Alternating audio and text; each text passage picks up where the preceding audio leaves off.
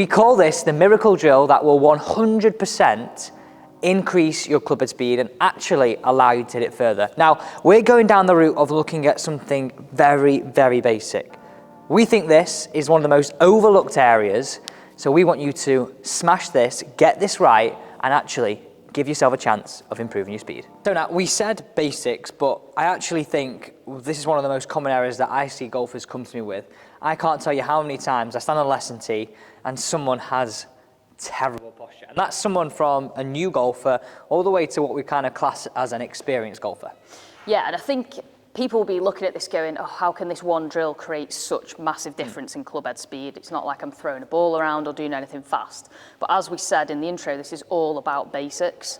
And it's very difficult to create speed from a poor setup position in any sport, and golf particularly. I remember you showing me this, like, can't really rotate like this, very, very hunched. Here, again, feels a little bit awkward, but if we get in the right hinge, which we're going to talk through, then I can actually wind and move safely and fast. And that's a big point as well, is avoiding injury, because we've met so many players who chase speed, trying to get faster, and just hurt the back in the process because they're not in a very natural state to begin with. So show me C posture. So this is when we sort of see that sort of hunched look. Yeah, so we see a lot of golfers, if I set up to the ball, I've got quite a few layers on, so it's a bit more difficult to see. But if I'm set up to the ball here, we often see people tucked under a bit more in the pelvis, brings the spine up slightly, and they end up quite curved, almost with the chin in. And as a result, they kind of have to poke the head to look for the ball. So you sort of see these funky angles, and not to be sort of discriminatory, but you tend to see this more in the older players. As they sort of look for a bit of height naturally as they're getting older, they start to curve themselves a little more here, and it becomes very restricted. If I'm like this, it's very difficult. I can't even move my arms in this position. I feel like I'm stuck. I often find it gives tension through the whole body as well. Exactly. Everything's very over tight, and therefore if we start tight, we can't relax to create speed. So it's kind of a no-go from the start. Okay, and then S posture, which is actually the biggest thing that I hate in the golf swing, is this trying to feel like we stick that bum out and get here.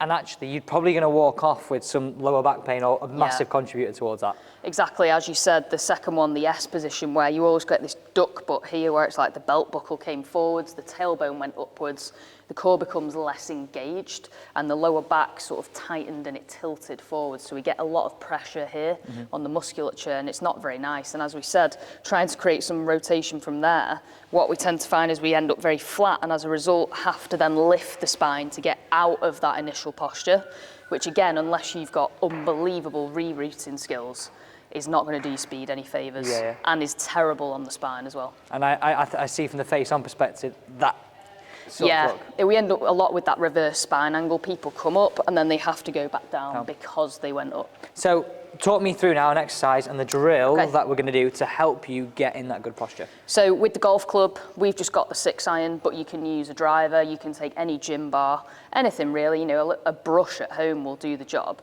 If we start up tall, Alex, let the sort of club hang, it'll be around mid-thigh position. All I want you to do from here is you're going to slide the golf club down your leg and start to push the hips backwards. And if you were to go all the way down, keep going, this is kind of the exercise I sort of teach people to get in. That would be like the extreme end of it. And then as you came up there, you can sort of feel the hamstrings and the glutes working. But in order to find that sort of perfect golf posture, we kind of just go halfway between those 2 points. So just there? Yeah. So you go here, and could you then just go? And then you'd be set up, and that's the hinge we're looking for. So the hips have pushed backwards, the core's tucked in, so it's engaged, and you've got like what we class as a more neutral spine angle. You're not deviated at the top or the bottom. And you can probably feel that that's more athletic in terms of position. We often compare this a lot to sort of other sports, and I think tennis is a really good example as well. You know, if you watch the top tennis players, when they're waiting for a serve, they'll often be quite low down, crouch, sort of ready to move, because that's the fastest place for them to be. They wouldn't stand up like this and just wait to sort of hit it back. You know, golf is very similar in terms of loading and power. We got to get those basics right first. Fab. So make sure you give that a go. I'd actually try doing that with all your clubs, and maybe just go 1 week try odds, next week try evens, and then into driver. Don't forget to check out the website. The link to that is down below. We still have promotions on, and in January we will have some big news for you too.